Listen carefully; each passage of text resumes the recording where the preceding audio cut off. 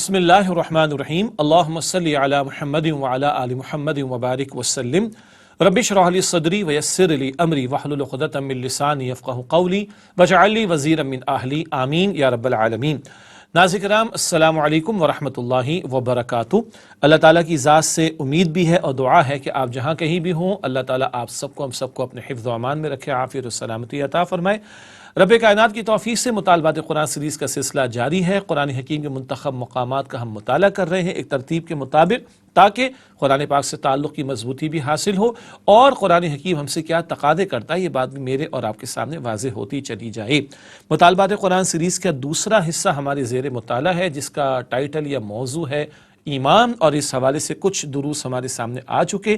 پچھلی نشست میں ہم نے سورۃ النور کے 5ویں رکوع کا مطالعہ مکمل کیا، جہاں نور ایمان اور نور ایمان کے تعلق سے نور فطرت اور نور وحی کا ذکر ہمارے سامنے آ چکا۔ آج ترتیب کو ہم اور آگے بڑھائیں گے اور مطالبات قرآن سیریز کے اگلے درس کا آغاز کریں گے، جو کہ دوسرے حصے کا درس پنجم یعنی 5واں درس ہے، اور اس کا موضوع اور عنوان ہے ایمان اور اس کے ثمرات و مضمرات۔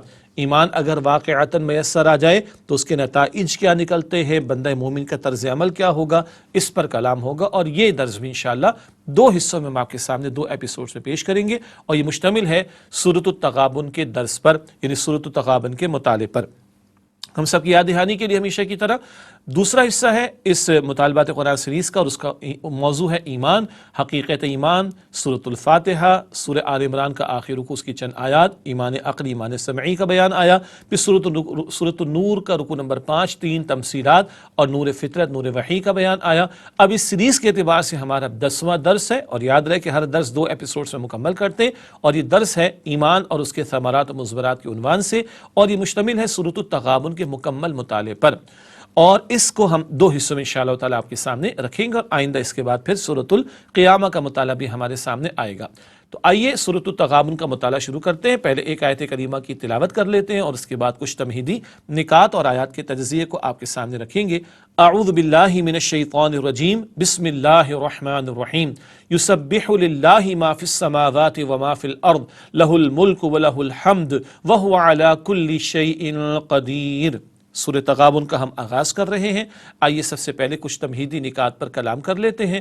آیات کا تجزیہ اسی کے ذیل میں کچھ موضوعات میرے اور آپ کے سامنے انشاءاللہ آ جائیں گے۔ یہ مقام 2 رکوعوں پر مشتمل ہے۔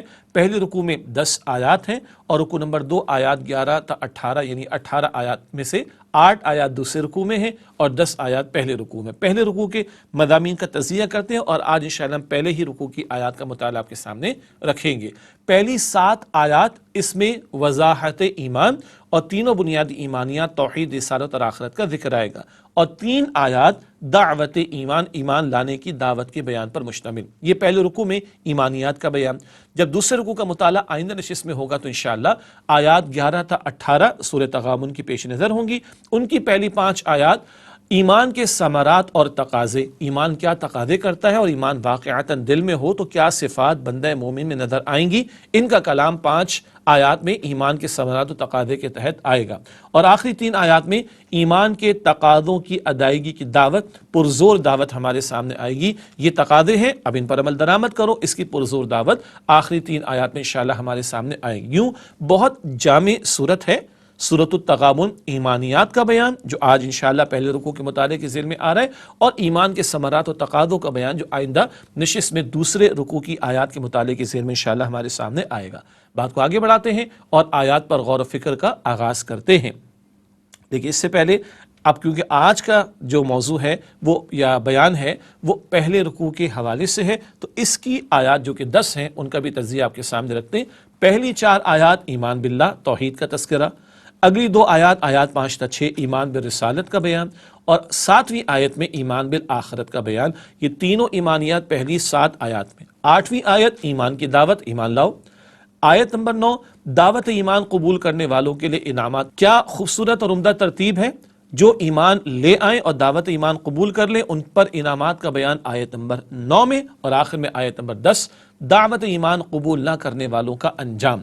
تو ایمانیات، ایمان لانے کی دعوت، قبول کرنے والوں کا حسین انجام اور رد کرنے والوں کا برا انجام، یہ موضوعات سورہ تغابن کے پہلے رکوع میں انشاءاللہ ہمارے سامنے آئیں گے۔ اب آئیے آیات کا مطالعہ شروع کرتے ہیں۔ سورہ تغابن آیت نمبر 1 سے یسبح للہ ما فی السماوات وما فی الارض، اللہ کی تسبیح کرتی ہے اور کرے گی ہر وہ شے جو آسمانوں میں ہے اور ہر وہ شے جو زمین میں ہے۔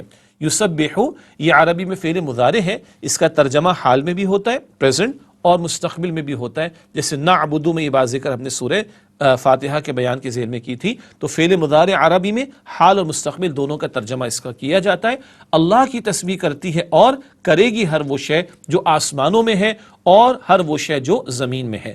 اب ایک اہم لفظ ہے تسبیح کے حوالے سے، آئیے اس کو تھوڑا سا سمجھتے ہیں۔ سبح یسبح، لغوی معنی تیرانا، عجیب لگ رہا ہے نا، تیرانا یعنی کسی شے کو اس کے اصل مقام پر برقرار رکھنا۔ تو تسبیح کیا ہے؟ کسی شے کو اس کے اصل مقام پر برقرار رکھنا لغوی اعتبار سے، لٹرل میننگ۔ کونوٹیٹو میننگ کیا ہے؟ اصطلاحی معنی کیا ہے؟ پاکی بیان کرنا۔ کس کی پاکی بیان کرنا؟ اللہ کی پاکی بیان کرنا۔ کیا مطلب؟ آئیے اس بات کو بھی تھوڑا سا مزید وضاحت کے ساتھ سمجھتے ہیں۔ تسبیح باری تعالیٰ سے مراد اس حقیقت کو بیان کرنا ہے کہ اللہ ہر کمی، ہر عیب، ہر نقص، ہر احتیاج اور ہر کمزوری سے پاک ہے۔ یہ بھی اللہ تعالیٰ کی تعریف ہو رہی، اللہ ہر کمی سے، عیب سے، حاجت سے، ضرورت سے، کمزوری سے، زوال سے پاک ہے۔ یہ ہے اللہ کی پاکی۔ تو تسبیح کیا ہے؟ کسی شے کو اس کے مقام پر برقرار رکھنا، اور یہ اللہ ہی کا مقام بلند ہے جو بیان ہو رہا ہے کہ وہ ہر کمی، ہر عیب، ہر نقص، ہر احتیاج، ہر کمزوری، ہر حاجت، ہر زوال سے پاک ہے۔ یہ ہے تسبیح باری تعالیٰ کا مفہوم۔ جب ہم کہتے ہیں سبحان اللہ تو یہ مفہوم ہمارے ذہن میں رہنا چاہیے۔ اگلا نقطہ اسی کے تسلسل میں، جہاں لفظ ما آیا بڑا اہم ہے۔ لفظ ما کے استعمال سے کل مکان یعنی اسپیس کا احاطہ کیا گیا ہے۔ ہر وقت، ہر جگہ اللہ سبحانہ وتعالیٰ کی تسبیح کا اہتمام ما کے لفظ میں کل مکان یعنی اسپیس کا احاطہ کیا گیا۔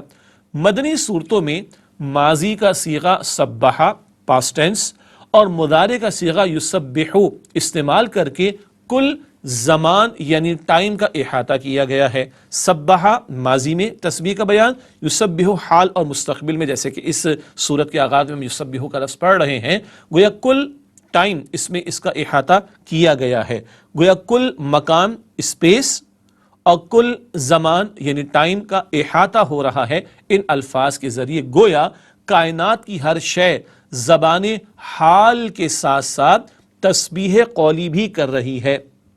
اللہ کی تسبیح ہر جگہ ماضی میں بھی ہوتی رہی، حال میں بھی ہو رہی ہے اور مستقبل میں بھی ہوتی رہے گی۔ کل زمان و مکان کا بیان، پھر کائنات کی ہر شے زبان حال کے ساتھ ساتھ تسبیح قولی بھی کر رہی ہے۔ اب اس کی تسبیح قولی زبان سے تسبیح کا معاملہ کیفیت کے اعتبار سے کیا ہے وہ ہم سمجھ نہیں سکتے۔ ہر شے بتا رہی ہے کہ اللہ اس کا بنانے والا، پیدا کرنے والا ہے، اور ہر شے اپنے قول سے بھی اللہ کی تسبیح کر رہی ہے۔ یہ بات آئی ہے سورہ بنی اسرائیل کی آیت نمبر 44 میں، تسبح لہ السماوات السبع والارض ومن فیہن وان من شیء الا یسبح بحمدہ ولکن لا تفقہون تسبیحہم۔ ساتوں آسمان و زمین اور جو مخلوقات ان میں ہیں سب اسی کی تسبیح کرتے ہیں، اور مخلوقات میں سے کوئی چیز نہیں مگر اس کے شکر کے ساتھ تسبیح کرتی ہے، لیکن تم ان کی تسبیح کو نہیں سمجھتے۔ ہر شے اللہ کی تسبیح کرتی ہے مگر بندے سمجھ نہیں سکتے۔ اسی پہلی آیت کا اگلا حصہ، لہ الملک، اسی کی ہے بادشاہی، وَلَهُ الْحَمْدُ، اور اسی کے لیے ہے کل شکر، وَهُوَ عَلَى كُلِّ شَيْءٍ قدیر، اور وہ ہر چیز پر قادر ہے۔ اللہ تعالیٰ کی صفات کا ذکر آ رہا ہے، اللہ تعالیٰ کی شان کا بیان آ رہا ہے۔ لکھا ہے کائنات کا کل اختیار اللہ کے پاس ہے، ہمارا معمولی اور عارضی اختیار بھی اسی کا عطا کردہ ہے۔ کچھ طاقت قوت بندوں کے پاس بھی ہے تو وہ اللہ کی عطا کردہ حقیقی اختیار اللہ کا، اور حقیقی بادشاہت بھی اللہ سبحانہ و تعالیٰ کی۔ لفظ آیا علا میں کل کا، یعنی اللہ کے ساتھ کل کا لفظ آیا، اور یہ الفاظ بار بار قرآن حکیم میں آتے ہیں۔ علا کل شیء قدیر میں لفظ کل ہمارے لیے پناہ ہے۔ کیا مطلب؟ اللہ کی صفات کا کما حقہ، جیسا کہ حق ہے ہم ادراک نہیں کر سکتے، تو اللہ کتنا قادر، ہر بات کل پر قادر۔ اللہ کتنا علم رکھنے والا، ہر بات کل کا علم رکھنے والا، سبحان اللہ۔ ہم اللہ ذات کا ادراک تو کر ہی نہیں سکتے، لیکن اس کی صفات کی بھی اصل کیفیت یعنی کوالٹی اور کمیت یعنی کوانٹٹی ہمارے فہم سے بالا تر ہے۔ اللہ کی ذات کو سمجھنا تو دور کی بات، اللہ کا کچھ تعارف اس کی صفات کے ذریعے ملتا ہے، البتہ ان کی اصل کیفیت یعنی کوالٹی اور کمیت یعنی کوانٹٹی کو بھی سمجھنا ہمارے لیے ممکن نہیں ہے۔ اگلی آیت سورہ تغابن کی آیت نمبر 2، هو الذی خلقکم، وہی تو ہے جس سے تم کو پیدا کیا، فمنکم کافر ومنکم مؤمن، پھر کوئی تم میں کافر ہے اور کوئی مؤمن، واللہ بما تعملون بصیر، اور اللہ دیکھنے والا ہے جو کچھ تم کر رہے ہو۔ یہ آیت نمبر 2 کا ترجمہ، اس کی تشریح کی طرف چلتے ہیں۔ خالق وہی، لیکن کچھ مانتے ہیں کچھ نہیں۔ یہاں کافر سے مراد منافق ہے۔ دو باتیں، سب کا پیدا کرنے والا اللہ، مگر کچھ اس کی مانتے کچھ نہیں مانتے، کچھ اس پر ایمان لاتے کچھ اس پر ایمان نہیں لاتے، اور کچھ ایمان کا دعویٰ کر کے عمل بھی کرتے ہیں، اور کچھ ایمان کے نرے دعوے کرتے ہیں مگر عمل نہیں کرتے۔ ایسے لوگ منافق قرار پاتے ہیں۔ دعویٰ تو کرتے ماننے کا اللہ کو، لیکن اللہ تعالیٰ کے احکامات پر عمل نہیں کرتے، عملاً وہ کفر کی روش پر ہوتے ہیں۔ سورت مدنی ہے اور آگے ایمان کے تقاضوں کا بیان بھی آئے گا، اور منافقین کیونکہ ایمان کے تقاضوں سے فرار اختیار کرتے تھے تو یہاں کافر سے مراد منافق بھی لیے گئے ہیں۔ اللہ تعالی ہم کو نفاق کی ہر شکل سے محفوظ فرمائے۔ آگے الفاظ آئے تھے واللہ بما تعملون بصیر، اللہ دیکھنے والا ہے، مراد ہے جو کچھ تم کر رہے ہو۔ یہ الفاظ ماننے والوں کے لیے دلجوئی اور ہمت افزائی کا باعث ہیں۔ دیکھو تم نیک عمل کر رہے ہو، تمہاری محنت رائے گا نہیں جائے گی، اللہ کے اجر محفوظ ہے، اور نہ ماننے والوں کے لیے تنبیہ کا اظہار ہے۔ یہ الفاظ کیا مطلب؟ نہیں مان رہے تو یہ معاملہ چلے گا نہیں، کل اللہ کے سامنے پیش ہونا، دنیا میں عمل کا موقع، آخرت میں نتائج سامنے آ کر رہیں گے۔ تو ان الفاظ میں ماننے والوں کے لیے دلجوئی ہے اور نہ ماننے والوں کے لیے تنبیہ ہے جو اللہ سبحانہ وتعالی کی طرف سے عطا کی گئی ہے۔ اگلی آیت ہے سورہ تغابن کی آیت نمبر 3، خلق السماوات والارض بالحق، اسی نے آسمان اور زمین کو پیدا کیا با مقصد، وصورکم، اور اسی نے تمہاری صورتیں بنائیں، فاحسن صورکم، اور کیا ہی عمدہ بنایا تمہاری صورتوں کو، وإلیہ المصیر، اور اسی کی طرف لوٹ کر جانا ہے۔ یہ آیت نمبر 3 کا ترجمہ، توحید کا تذکرہ جاری ہے۔ الفاظ ہم پہلے ایک پڑھ آئے ہیں، ربنا ما خلقت ھذا باطلا، آل عمران آیت نمبر 191 کی روشنی میں ربنا ما خلقت ھذا باطلا، ایمان والے غور و فکر کرتے ہیں، اولو الالباب غور و فکر کرتے ہیں تو کہاں پہنچتے ہیں؟ اے ہمارے رب، یہ سب تو نے بیکار پیدا نہیں کیا۔ یہ وہاں تھا آل عمران آیت نمبر 191 میں، اسی کا بیان مثبت انداز میں۔ مثبت انداز کیا ہے؟ وہاں ذکر تھا بیکار پیدا اے اللہ تو نے نہیں کیا ہمارے رب، یہاں ذکر کیا ہے اللہ نے با مقصد پیدا کیا۔ تو ایک جگہ ذرا منفی پہلو کے اعتبار سے وہ بھی حقیقت کا بیان ہے، اور یہاں مثبت انداز سے بات بیان ہو رہی کہ کائنات با مقصد پیدا کی گئی ہے۔ اگلا نقطہ، کائنات کی ہر تخلیق با مقصد ہے، تو اشرف المخلوقات انسان کو بھی بے مقصد پیدا نہیں کیا گیا۔ ہماری آپ کی تخلیق بھی با مقصد ہے، یہ بات آل عمران کی درس میں بھی آئی تھی، یہاں پر بھی اس کو ہم دہرا رہے ہیں، اور قرآن حکیم فرماتا ہے سورۃ المؤمنون کی آیت نمبر 115 میں، افحسبتم انما خلقناکم عبثا وانکم الینا لا ترجعون، کیا تم یہ خیال کرتے ہو کہ ہم نے تم کو بے فائدہ پیدا کیا ہے اور یہ کہ تم ہماری طرف لوٹ کر نہیں آؤ گے؟ نہیں۔ آگے الفاظ آئے فتعال اللہ الملک الحق، اللہ جو کہ حقیقی بادشاہ ہے، اس کی شان اس بات سے بہت بلند ہے کہ وہ بیکار کسی شے کو پیدا کرے۔ کائنات کی تخلیق با مقصد ہے، بندوں کی تخلیق بھی با مقصد ہے، اور بالآخر سب نے اللہ کے سامنے پیش بھی ہونا ہے۔ اگلی آیت سورہ تغابن کی آیت نمبر 4، یعلم ما فی السماوات والارض، وہ جانتا ہے جو کچھ آسمانوں اور زمین میں ہے، وَيَعْلَمُ مَا تُسِرُّونَ وَمَا تُعْلِنُونَ، اور وہ جانتا ہے جو تم چھپاتے ہو اور جو تم ظاہر کرتے ہو، وَاللَّهُ عَلِيمٌ بِذَاتِ الصُّدُورِ، اور اللہ واقف ہے ان رازوں سے جو سینوں میں ہیں۔ یہ آیت نمبر 4، اس میں بھی توحید کے حوالے سے تذکرہ۔ آئیے اس کی تشریح کی طرف چلتے ہیں۔ اللہ کی صفت علم کے 3 گوشے، اللہ اکبر، بڑی گہرائی اور گیرائی کے پہلوؤں کا تذکرہ اللہ تعالیٰ کی صفت علم کے اعتبار سے یہاں پر آ رہا ہے۔ پہلی بات، اللہ ہر شے کا علم رکھتا ہے، اس کائنات میں زمین و آسمان میں جو کچھ ہے سبھی کچھ آ گیا، اللہ سب سے واقف ہے۔ مگر ایک اور پہلو اور فائن ٹیون کے ساتھ اس کو بیان کیا گیا، اللہ تمہارے جو تم پوشیدہ رکھتے ہو نا ان کو بھی جانتا ہے۔ کیا مطلب؟ شعوری نیت و ارادے کا علم، ظاہری اور باطنی، ہماری نیتیں کیا ہیں، ہمارے ارادے کیا ہیں، اندر کیا کچھ ہے، اللہ تعالیٰ یہ ساری باتوں کو جانتا ہے، تو وہ ظاہر کو بھی جانتا ہے اور ہمارے باطن کو بھی۔ اور اگلی بات اللہ اکبر علیم بذات الصدور کے الفاظ آئے، تحت الشعور کا علم، ہمارے سینوں کی جو راز ہیں اللہ ان سے بھی واقف ہے۔ کیا مطلب؟ ہمارے سب کانشیس لیول پر اگر میں ایک لفظ ابھی استعمال کروں، مہنگائی بہت ہے، تو بہت کچھ یاد آ گیا نا؟ یہ بات کہاں تھی پہلے؟ آپ کے میرے سب کانشیس لیول پر، جی ابھی یہاں نہیں تھی، سب کانشیس لیول پر تھی۔ مہنگائی کا لفظ میں نے استعمال کیا، فوراً کانشیس لیول پر آ گئی۔ تو جو کچھ ہمارے تحت الشعور میں ہے، شعور پر نہیں ابھی، تحت الشعور میں ہے، سب کانشیس لیول پر ہے، اللہ تعالیٰ اس کو بھی جانتا ہے۔ کچھ بچا؟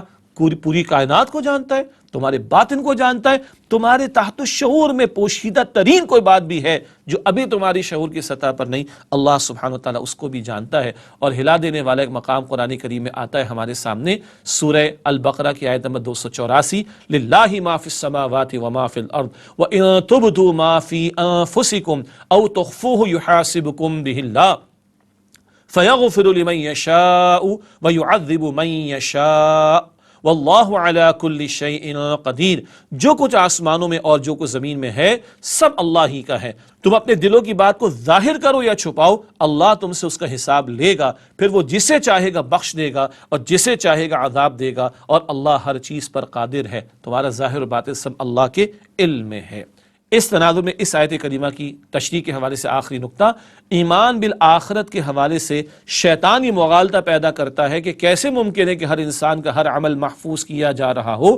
اللہ تعالیٰ کی صفت علم کا اس طور سے بیان دراصل اسی مغالطے کا ازالہ ہے۔ ہر عمل، ہر نیت، ارادہ، ظاہر باطن سب کچھ اللہ کے علم میں ہے۔ اللہ ہم سب کے حساب کو آسان فرمائے۔ یہ 4 آیات ہوئی سورہ تغابن کی، توحید کا تذکرہ ایک درجے میں ہمارے سامنے آیا۔ ایک وقفہ لیتے ہیں اور پھر اگلی آیات کے ذیل میں رسالت اور آخرت کا بیان انشاءاللہ ہمارے سامنے آئے گا۔ ملاقات ہوتی ہے ایک وقفے کے بعد۔ السلام علیکم ورحمۃ اللہ وبرکاتہ۔ السلام علیکم ورحمۃ اللہ وبرکاتہ۔ ناظرین کرام خوش آمدید کہتے ہیں آپ کو مطالبات قرآن سیریز کے حوالے سے۔ آج ہم مطالعہ کر رہے ہیں سورۃ التغابن کی آیات کا، اور سورۃ التغابن کی پہلی 4 آیات میں ہمارے سامنے توحید باری تعالیٰ کے تعلق سے کلام آیا۔ آئیے اگلی آیت سورۃ التغابن کی آیت نمبر 5 سے مطالعے کو آگے بڑھاتے ہیں۔ اعوذ باللہ من الشیطان الرجیم، بسم اللہ الرحمن الرحیم۔ الم یأتکم نبأ الذین کفروا من قبل، کیا نہیں آ گئی تم تک خبر ان لوگوں کی جنہوں نے تم سے پہلے کفر کیا، فذاقوا وبال امرہم، تو انہوں نے اپنے کیے کی سزا کا مزہ چکھ لیا، ولہم عذاب علیم، اور ان کے لیے دردناک عذاب ہے۔ یہ سورۃ تغابن کی آیت نمبر 5 اس تعلق سے پہلا نقطہ تشریح کے ذیل میں انبیاء و مرسلین علیہم السلام کے واقعات قرآن حکیم میں 2 اسالیب سے بیان ہوئے، 2 انداز سے پیغمبروں کے واقعات کا ذکر ہمیں ملتا ہے۔ یہ بھی بڑا دلچسپ علمی نقطہ ہمارے آپ کے سامنے آ رہا ہے۔ پہلی بات، قصص النبیین، انبیاء کے قصص یعنی واقعات، انبیاء کے ذاتی حالات و محاسن کا بیان، جیسے سورہ یوسف میں حضرت یوسف علیہ السلام کا قصہ۔ یہ بات آپ اور ہم جانتے ہیں کہ انبیاء کے کچھ ذاتی حالات و واقعات کو بھی اللہ سبحانہ وتعالیٰ نے بیان فرمایا، جیسے کہ عیسیٰ علیہ السلام کی ولادت کے موقع کے بعد کے حالات بھی ہم قرآن پاک میں پڑھتے ہیں۔ حضرت زکریا علیہ السلام کی ولادت کے موقع پر جو ایک بڑھاپے کی کیفیت حضرت زکریا علیہ السلام پر تھی، وہ تذکرہ بھی سامنے آتا ہے۔ تو انبیاء کے ذاتی حالات و محاسن کا ذکر بھی قرآن پاک کرتا ہے، اور اس کی بہترین مثال خود یوسف علیہ السلام کا قصہ سورہ یوسف میں۔ یہ تو انبیاء کے قصوں کا تذکرہ ان کے ذاتی حالات کے تناظر میں۔ البتہ اکثر بڑا حصہ رسولوں کے واقعات میں کے ذیل میں آتا ہے، جس کو ہم انباء الرسل کہتے ہیں۔ نبأ کہتے ہیں خبر کو، انباء اس کی جمع، انباء الرسل رسولوں کی خبریں، یعنی رسولوں کی اپنی قوموں کے ساتھ کشمکش کا بیان۔ پیغمبر دعوت دیتے، پیغمبروں کی دعوت قوم رد کرتی، ایک کشاکش کا معاملہ چلتا ہے، قومیں مٹائی گئیں، تباہ کی گئیں۔ یہ ہے انباء الرسل، رسولوں کے حالات اور واقعات ان کی قوموں کے ساتھ کشاکش کے بیان کے تناظر میں۔ تو یہ جو ذکر آیا تم پر خبریں نہیں آئیں، تو یہ خبریں یعنی پیغمبروں کے واقعات 2 انداز سے قرآن پاک میں ذکر کیے گئے۔ اگلی بات، اس آیت میں انباء و رسل کا ذکر ہے جن کی تفاصیل سورۃ الاعراف سورت نمبر 7، سورہ ہود سورت نمبر 11 اور سورۃ الشعراء سورت نمبر 26 میں بیان ہوئی ہیں۔ یہاں جو ذکر آ کہ تم تک خبریں نہیں آئیں پچھلے لوگوں کی جنہوں نے کفر کیا، تو یہ کفر کرنے والے مراد قوم کے افراد اور پیغمبروں کی ان قوموں کے ساتھ جو کشاکش کا ذکر تھا وہ ہے انباء الرسل، اور یہ باتیں بڑی تفصیل سے قرآن پاک میں سورۃ الاعراف میں، سورہ ہود میں، سورۃ الشعراء میں بیان ہوئی۔ 6 رسولوں کے واقعات بالخصوص ان صورتوں میں ہمارے سامنے آتے ہیں۔ اسی تناظر میں اگلا بیان ہے الذین کفروا سے مراد قوم نوح، قوم ہود، قوم صالح، قوم لوط، قوم شعیب اور آل فرعون ہیں۔ ان قوموں کے بیانات بار بار قرآن پاک میں آتے ہیں، جیسے کہ اس سے قبل سورہ اعراف، سورہ ہود اور سورہ شعراء کا ذکر آیا۔ ان میں بھی ایک اور بات نوٹ کیجئے گا، اور اس سے فہم قرآن کے حوالے سے کچھ نقطے ہمارے سامنے اور واضح ہوں گے انشاءاللہ۔ 3 اقوام حضرت ابراہیم علیہ السلام سے قبل اور مؤخر الذکر جن کا بعد میں ذکر ہے، بعد کی 3 اقوام حضرت ابراہیم علیہ السلام کے بعد گزری ہیں، یعنی قوم نوح، قوم ہود، قوم صالح یہ ابراہیم علیہ السلام سے پہلے ہیں، اور قوم لوط، قوم شعیب اور آل فرعون یہ ابراہیم علیہ السلام کے بعد ہیں۔ اور ابراہیم علیہ السلام کا ذکر خاص تناظر میں آ رہا ہے، ان کو ابو الانبیاء بھی کہا گیا، اور قرآن پاک میں ترتیب میں ایسا بھی ذکر آتا ہے کہ پہلے 3 قوموں کا تذکرہ، پھر ابراہیم علیہ السلام کا تذکرہ، اور پھر دیگر رسولوں کا تذکرہ، ان کی قوموں کا بیان بھی ہمارے سامنے آتا ہے۔ تو 3 اقوام پہلے ہیں ابراہیم علیہ السلام سے، 3 اقوام ان کے بعد۔ ان میں بھی خاص ایک اور نقطہ ہے، وہ بھی نوٹ کیجئے گا، فذاقوا وبال امرہم، یعنی انہوں نے اپنے کیے کی سزا کا مزہ چکھ لیا۔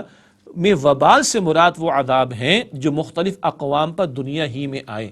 دنیا میں بھی قوموں کو مٹایا گیا، ہم اور آپ جانتے ہیں، قرآن پاک کا مطالعہ کرنے والے حضرات و خواتین کے سامنے یہ بات واضح ہے۔ مثلا سورہ عنکبوت کی آیت نمبر 40 ہے، دنیا میں مختلف اقوام پر جو مختلف عذاب آئے، اکثر کا ذکر اس آیت کریمہ میں آ جاتا ہے۔ سورہ عنکبوت کی آیت نمبر 40 ارشاد باری تعالی ہے فَكُلًّا أَخَذْنَا بِذَنبِهِ فَمِنْهُمْ مَنْ أَرْسَلْنَا عَلَيْهِ حَاصِبًا وَمِنْهُمْ مَنْ أَخَذَتْهُ الصَّيْحَةُ وَمِنْهُمْ مَنْ خَسَفْنَا بِهِ الْأَرْضَ وَمِنْهُمْ مَنْ أَغْرَقْنَا وَمَا كَانَ اللَّهُ لِيَظْلِمَهُمْ وَلَكِنْ كَانُوا أَنفُسَهُمْ يَظْلِمُونَ۔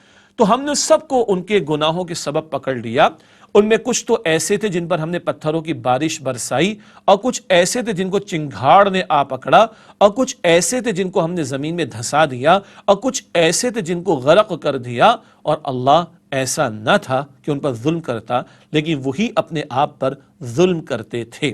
یہ ہے جو ایک ہی آیت کریمہ میں اللہ سبحانہ وتعالیٰ نے پچھلی قوموں پر آنے والے مختلف عذابوں کو ذکر کر دیا ہے۔ چنگھاڑ کا مطلب زوردار چیخ یا آواز کا عذاب مسلط کر دیا جانا۔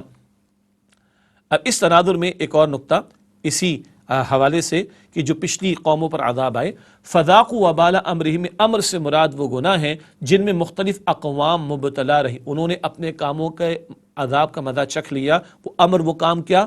شرک کا گناہ تو متذکرہ بالا تمام اقوام ہی نے کیا۔ اضافی طور پر قوم لوط نے ہم جنس پرستی، قوم شعیب نے ناپ تول میں کمی اور رہزنی، جبکہ آل فرعون نے بنی اسرائیل پر سیاسی جبر کے جرائم کا ارتکاب کیا۔ شرک تو ان تمام اقوام میں تھا، لیکن معاشرتی سطح پر بگاڑ، ہم جنس پرستی کا گندا عمل جو آج پوری دنیا میں پھیل رہا ہے، یہ لوط علیہ السلام کی قوم نے اختیار کیا تھا اولا۔ اسی طرح معاشی سطح پر ناپ تول کی کمی، یہ شعیب علیہ السلام کی قوم کا جرم تھا، اور رہزنی ڈاکے بھی ڈالتے تھے۔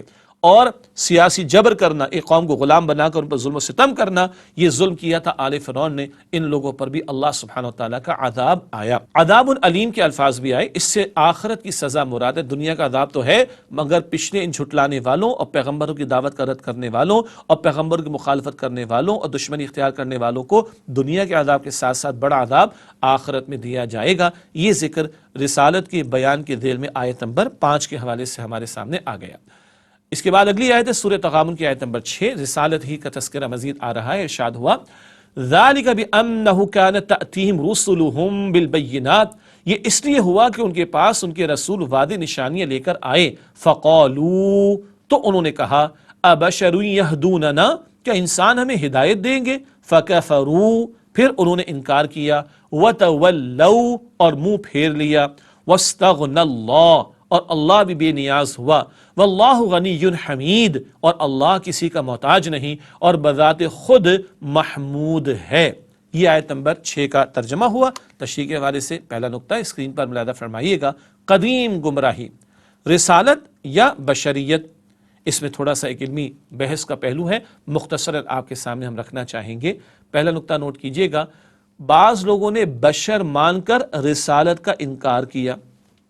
مثال کے طور پر سورہ بنی اسرائیل آیت نمبر 94 ہے، وَمَا مَنَعَ النَّاسَ أَن يُؤْمِنُوا إِذْ جَاءَهُمُ الْهُدَىٰ إِلَّا أَن قَالُوا أَبَعَثَ اللَّهُ بَشَرًا رَسُولًا، اور جب لوگوں کے پاس ہدایت آ گئی تو ان کو ایمان لانے سے اس کے سوا کوئی چیز مانع نہ ہوئی کہ کہنے لگے کہ کیا اللہ نے ایک آدمی کو رسول بنا کر بھیجا ہے؟ تو بعض وہ لوگ تھے کہ جنہوں نے بشر مانا اور رسالت کا انکار کر دیا، ارے انسان کیسے رسول ہو سکتا ہے؟ یہ قدیم گمراہی اکثر اقوام میں رہی۔ دوسرا پہلو کیا ہے؟ رسول مان کر بشریت کا انکار۔ یہ جملہ آپ کو عجیب لگ رہا ہے لیکن قرآن پاک سے سنتے ہیں، آئیے معلوم کرتے ہیں۔ سورہ توبہ کی آیت نمبر 30، یہ یہود کا بیان، وقالت الیہود عزیر ابن اللہ وقالت النصارى المسیح ابن اللہ، اور یہود کہتے ہیں کہ عزیر اللہ کے بیٹے ہیں اور عیسائی کہتے ہیں کہ مسیح اللہ کے بیٹے، معاذ اللہ، اللہ کا بیٹا قرار دے رہے ہیں، استغفر اللہ، بدترین شرک یا جرم۔ اللہ کا بیٹا پھر کیا؟ استغفر اللہ۔ انسان کا بیٹا انسان تو اللہ کا بیٹا، استغفر اللہ، کہتے ہوئے بھی جھجک آتی ہے۔ یہ کون لوگ ہیں؟ رسول مان لیں مگر بشر ہونے کا انکار کر رہے ہیں۔ اکثر گمراہی کیا رہی؟ بشر مانا، انسان مانا، لیکن رسالت کا انسان کیسے رسول ہو سکتا ہے؟ اور بعض نے رسول مانا مگر بشریت کا انکار کر دیا، خدا ہی قرار دے دیا، خدا کا بیٹا تو خدا، استغفر اللہ، معاذ اللہ۔ آپ کو یہ بات عجیب تو لگ رہی ہے لیکن ذرا اس کی تہ میں جائیے، نقطہ کیا ہے؟ نقطہ یہ ہے کہ نتیجہ یہ نکلے کہ رسول کی اطاعت اور اتباع سے فرار۔ اکثر گمراہی کیا رہی؟ ہمارے جیسا انسان کیسے رسول ہو سکتا ہے؟ ہم اس کی بات کیسے مانیں؟ ہم اس کو کیسے بڑا مان لیں؟ ابو جہل جیسے لوگوں کا یہی مسئلہ تھا۔ اور دوسرا معاملہ کیا ہوا جو یہود و نصارہ نے اختیار کیا کہ اللہ کا بیٹا خدا کا بیٹا قرار دے کر خدا ہی قرار دے دو، معاذ اللہ، پیروی تو خدا کی ہو نہیں سکتی، استغفر اللہ، انا للہ و انا الیہ راجعون۔ یہ بہت بڑی گمراہی کا معاملہ رہا، اور اصل تہ میں بات کیا ہے؟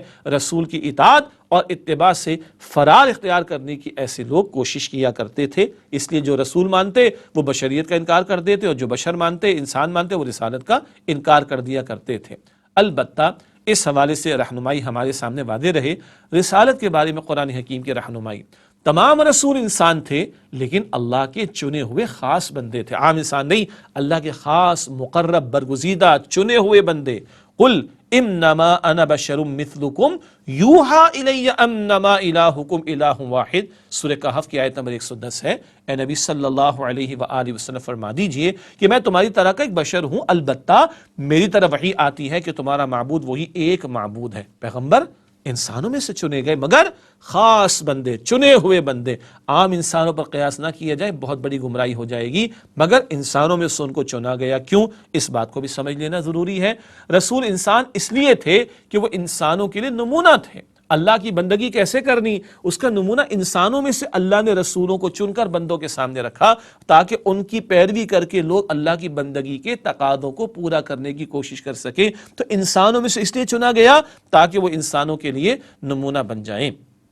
اسی طرح اسی تناظر میں آیت کریمہ سورہ بنی اسرائیل کی آیت نمبر 95، قُلْ لَوْ كَانَ فِي الْأَرْضِ مَلَائِكَةٌ يَمْشُونَ مُطْمَئِنِّينَ لَنَزَّلْنَا عَلَيْهِم مِّنَ السَّمَاءِ مَلَكًا رَسُولًا۔ اے نبی صلی اللہ علیہ وآلہ وسلم فرما دیجئے کہ اگر زمین میں فرشتے ہوتے کہ اس میں چلتے پھرتے اور آرام کرتے یعنی بستے، تو ہم ان کے پاس فرشتے کو رسول بنا کر بھیجتے۔ ارے انسانوں کے لیے انسانوں میں سے اللہ نے نمونہ بنایا نا، پیغمبروں کو چن کر برگزیدہ بنا کر۔ فرشتے رہتے اللہ فرشتے کو بھیج دیتا۔ ہاں، اور اگر اللہ کسی فرشتوں کو انسانوں کے درمیان بھیجتا، انسان کیا کہتے؟ یہ تو فرشتہ میں اس کی پیروی کیسے کرے، بھاگ جاتے انسان تو انسانوں میں سے چنا ہے رسولوں کو، چنے ہوئے بندے، اپنی وحی عطا فرمائی، مقرب بندے ہیں تاکہ وہ انسانوں کے لیے نمونہ بن سکے۔ اس آیت کریمہ میں اگلا نقطہ جو ہمارے سامنے رہے وہ یہ ہے، واللہ غنی حمید سے مراد ہے کہ اللہ سبحانہ و تعالیٰ کو کسی کی احتیاج نہیں، کوئی اسے مان لے تو اس کی بادشاہی میں کوئی اضافہ نہیں ہوتا، اور کوئی انکار کر دے تو اس کی جلالت شان میں کوئی کمی واقع نہیں ہوتی۔ اللہ غنی بے نیاز ہے، آپ سے آپ اللہ کی تعریف ہو رہی، مانو گے تمہارا فائدہ، نہیں مانو گے تمہارا نقصان۔ اللہ کی بادشاہت میں کوئی اضافہ نہیں ہوگا اگر تم اس کو مان لو اور اس کی اطاعت کرو اور اس کے احکامات پر عمل کرو، اور اللہ کی شان میں کوئی کمی واقع نہیں ہوگی اگر تم اس کا انکار کر دو۔ یہ اللہ تعالیٰ کی شان بے نیازی کا ذکر ہمارے سامنے آیا۔ ناظرین کرام، ایک وقفہ لیتے ہیں، اس کے بعد مزید چند آیات کا ذکر آپ کے سامنے سورۃ تغابن کی رکھیں گے۔ ملاقات ہوتی ہے ایک وقفے کے بعد۔ السلام علیکم ورحمۃ اللہ وبرکاتہ۔ السلام علیکم ورحمۃ اللہ وبرکاتہ. ناظرین خوش آمدید کہتے ہیں آپ کو. مطالبات قرآن سیریز کا سلسلہ جاری اور سورہ تغابن کا ہم نے آج مطالعہ شروع کیا. توحید کا بیان 4 آیات میں، رسالت کا تذکرہ 2 آیات میں آیا. اب سورہ تغابن کی اگلی آیت، آیت نمبر 7 ہے، جس میں آخرت کے حوالے سے تذکرہ ایک ہی آیت کریمہ میں اس صورت میں آ رہا ہے. آئیے سورہ تغابن کی آیت نمبر 7 سے مطالعے کو آگے بڑھائیں. اعوذ باللہ من الشیطان الرجیم، بسم اللہ الرحمن الرحیم. زعم الذین کفروا، خوش فہمی ہے ان لوگوں کو جنہوں نے کفر کیا، الَّن یبعثوا، کہ وہ دوبارہ زندہ نہیں کیے جائیں گے. قل بلا وربی، کہہ دیجئے کہ کیوں نہیں، میرے پروردگار کی قسم، لتبعثن، تم ضرور اٹھائے جاؤ گے، ثم لتنبؤن بما عملتم، اور پھر تمہیں ضرور بتا دیا جائے گا جو کچھ تم نے کیا. وذلک علی اللہ یسیر، اور یہ بات اللہ کے لیے آسان ہے. یہ سورہ تغابن کی آیت نمبر 7 کا ترجمہ ہے. آخرت کے حوالے سے تذکرہ آ رہا ہے. آئیے اس آیت کریمہ کی تشریح کے پہلے نقطے کی طرف چلتے ہیں. بلا و ربی کے الفاظ دراصل وقوع قیامت کے لیے دلیل خطابی کا درجہ رکھتے ہیں. بلا و ربی، کیوں نہیں، اور میرے رب کی قسم، یعنی قیامت تو ضرور برپا ہوگی، تمہیں لازم دوبارہ زندگی دی جائے گی. اس کو دلیل خطابی کہتے ہیں. قیامت کے برپا ہونے کے دلائل کئی مرتبہ قرآن پاک میں ہیں. دیکھو، جو اللہ تمہیں پہلی مرتبہ پیدا فرما چکا، دوبارہ پیدا کرنا کوئی مشکل نہیں. جو اللہ مردہ زمین کو زندگی دینے پر قادر، وہ تمہیں دوبارہ زندگی دینے پر قادر.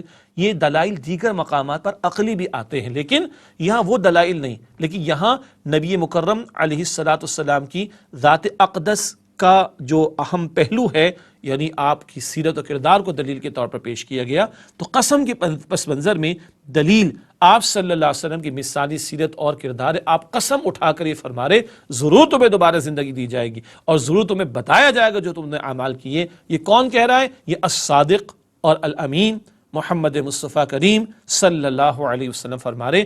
یہ دلیل خطابی، خطاب کرنے والے کی ذات، اس کی سیرت اور کردار کا وزن ہے جو اس جملے میں سامنے آ رہا ہے. اس کو دلیل خطابی کہا جاتا ہے.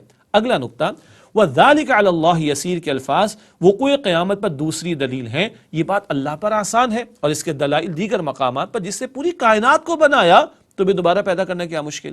جس نے پہلی مرتبہ اس عالم کو ترتیب دیا اور بنایا، اس کے لیے قیامت برپا کرنا اور دوبارہ تمہیں کھڑا کرنا کیا مشکل؟ جا بجا یہ دلائل قرآن پاک میں ہمارے سامنے آتے ہیں. ہاں، حضور کو فرمایا کہ قل، آپ فرما دیجئے صلی اللہ علیہ وسلم. اس تعلق سے بڑا پیارا نقطہ اور ایک خطبہ ہے. لفظ قل پر عمل کا مظہر آپ صلی اللہ علیہ وآلہ وسلم کے پر حکمت خطبہ. اللہ فرما رہے آپ فرما دیجئے، تو آیت میں تو بات آ گئی. البتہ ایک بڑا پیارا پر حکمت خطبہ آخرت کے تعلق سے اللہ کے نبی علیہ السلام کے اولین خطابات میں سے ہے. آئیے اس کا ہم ترجمہ بھی آپ کے سامنے رکھ دیں انشاءاللہ تعالی.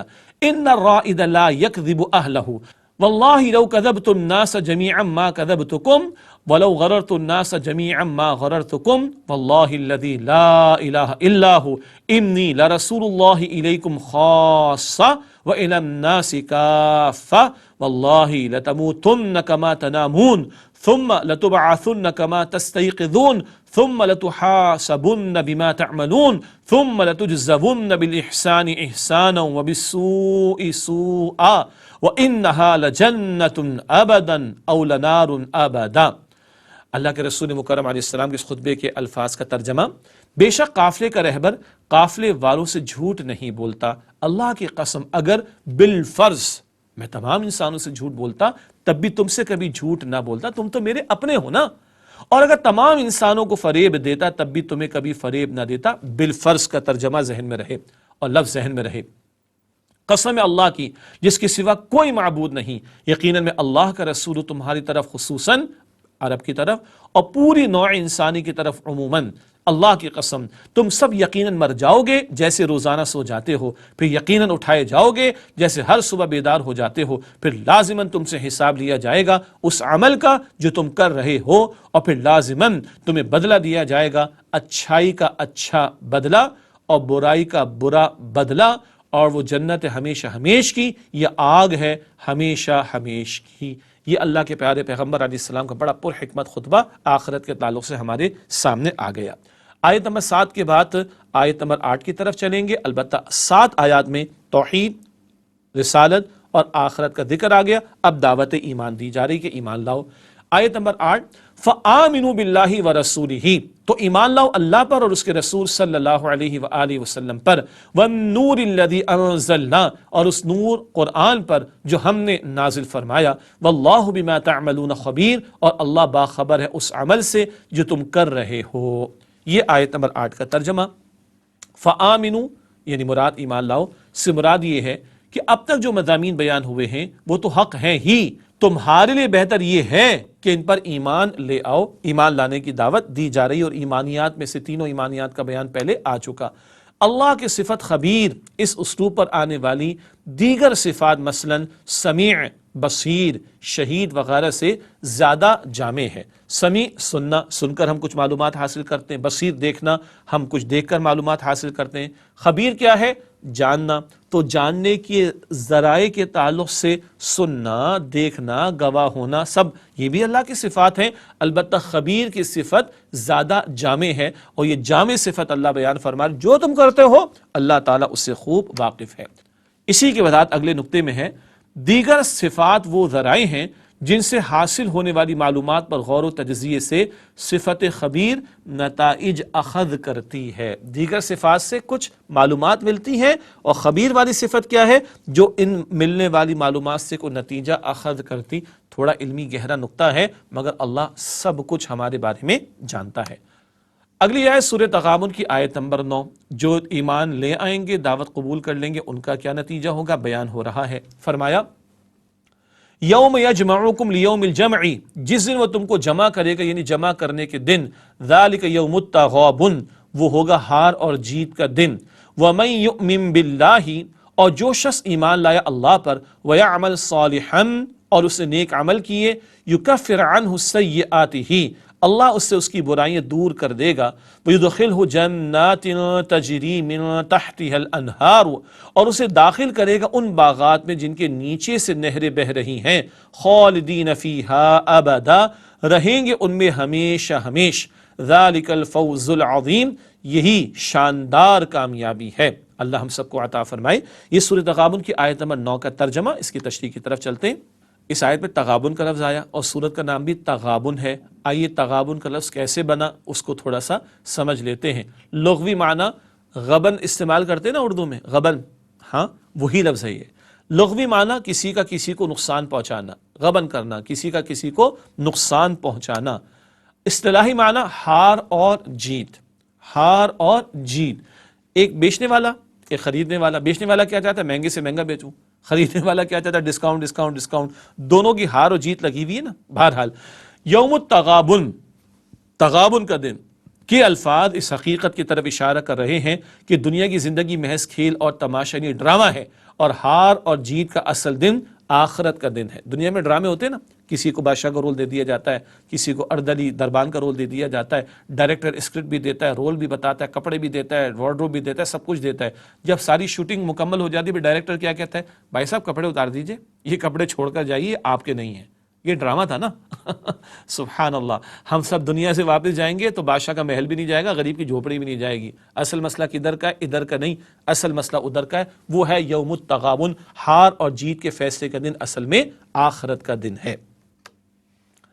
قرآن پاک فرماتا ہے سورہ عنکبوت کی آیت نمبر 64 میں وَمَا هَذِهِ الْحَيَاةُ الدُّنْيَا إِلَّا لَهْوٌ وَلَعِبٌ وَإِنَّ الدَّارَ الْآخِرَةَ لَهِيَ الْحَيَوَانُ لَوْ كَانُوا يَعْلَمُونَ، اور یہ دنیا کی زندگی تو صرف کھیل اور تماشا ہے، اور ہمیشہ کی زندگی کا مقام تو آخرت کا گھر ہے، کاش یہ لوگ سمجھتے۔